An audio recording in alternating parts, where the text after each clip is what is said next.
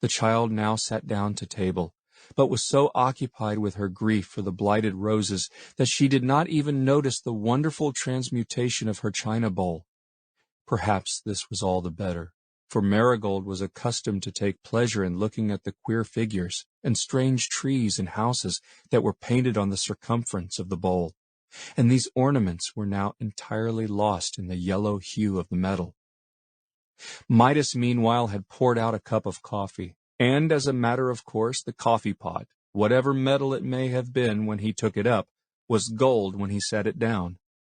He thought to himself that it was rather an extravagant style of splendor in a king of his simple habits to breakfast off a service of gold, and began to be puzzled with the difficulty of keeping his treasures safe.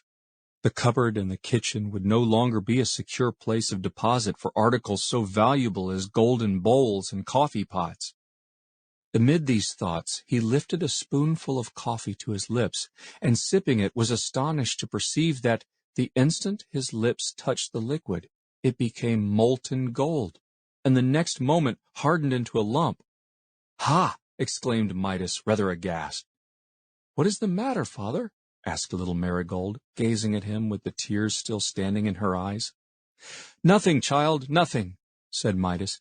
"Eat your milk before it gets quite cold." He took one of the nice little trouts on his plate, and by way of experiment touched its tail with his finger. To his horror, it was immediately transmuted from an admirably fried brook trout into a gold fish, though not one of those gold fishes which people often keep in glass globes, as ornaments for the parlor.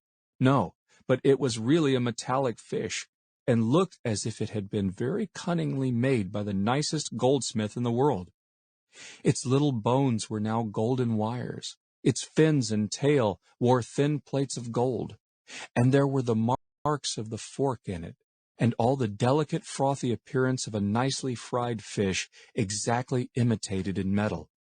A very pretty piece of work, as you may suppose, only King Midas, just at that moment, would much rather have had a real trout in his dish than this elaborate and valuable imitation of one.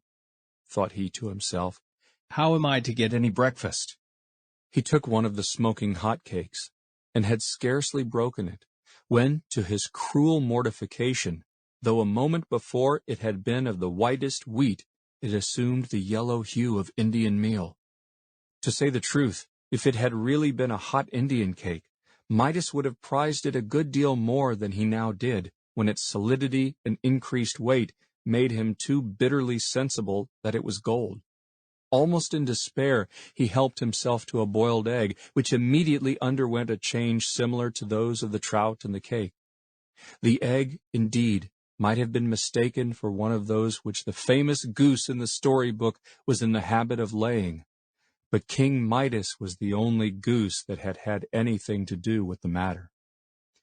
"Well, this is leaning back in his chair and looking quite enviously at little Marigold, who was now eating her bread and milk with great satisfaction. "Such a costly breakfast before me, and nothing that can be eaten.